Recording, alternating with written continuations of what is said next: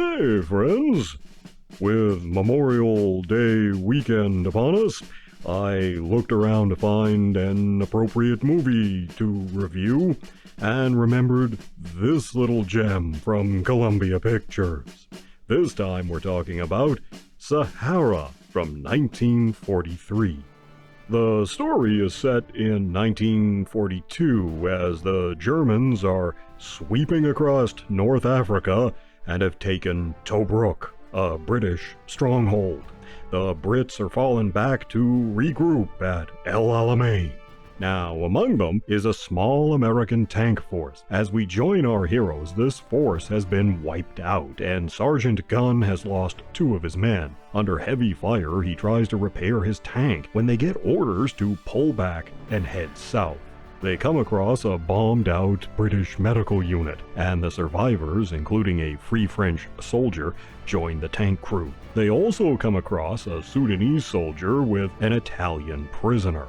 Now, this band of soldiers is perilously low on water, and the Sudanese, Tamboul, tells Sergeant Gunn about a well they can reach. This turns out to be dry, so they have to head for another well. As they travel to the well, they come under fire from a German fighter plane, which Gunn shoots down, and they take the Nazi pilot prisoner. When they reach the second well, they find that the water is almost gone, so they gather what they can. Meanwhile, a German battalion is also desperately low on water, and they're heading for this well.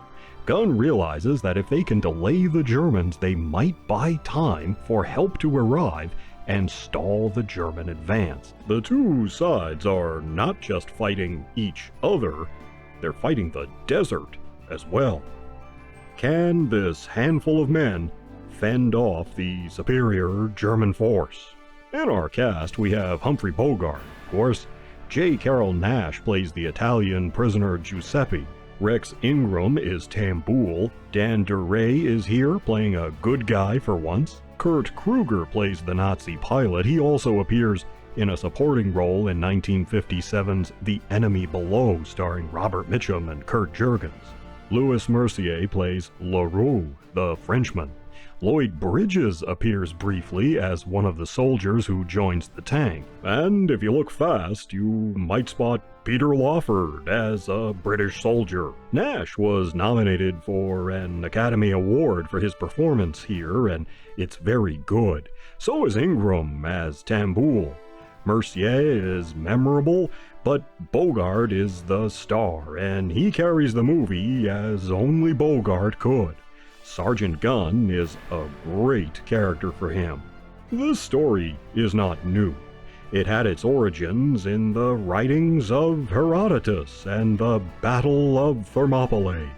It was made into a Russian film called The 13 from 1937.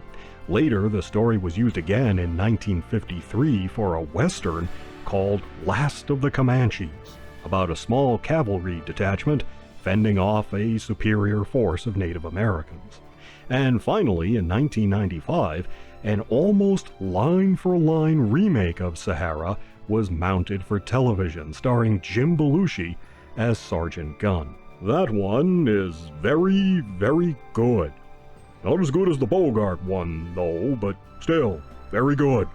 Movies made during this time period were often patriotic propaganda dressed up as entertainment. They were part of Hollywood's contribution to the war effort.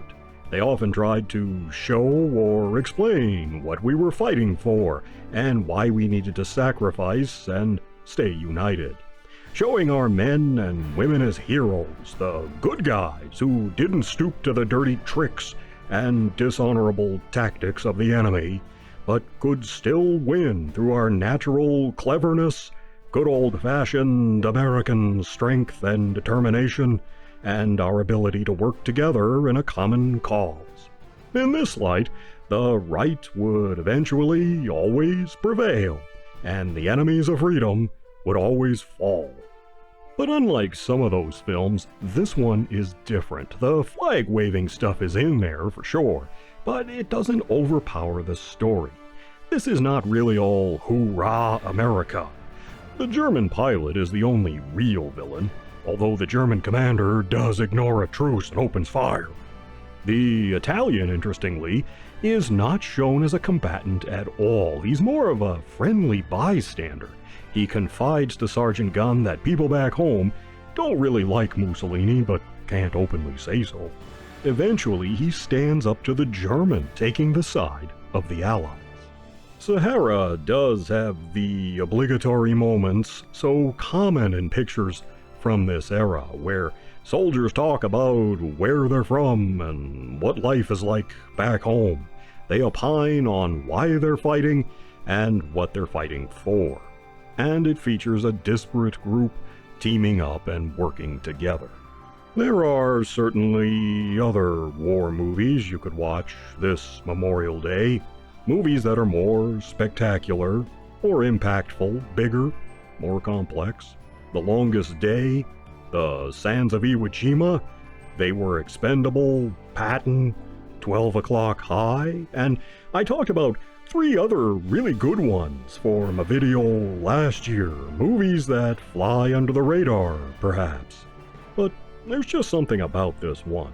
This is definitely a 4-paw picture, well acted, well directed, well photographed, and well realized.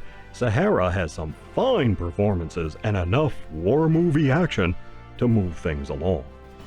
You take care of yourselves, and I'll see you in the next one.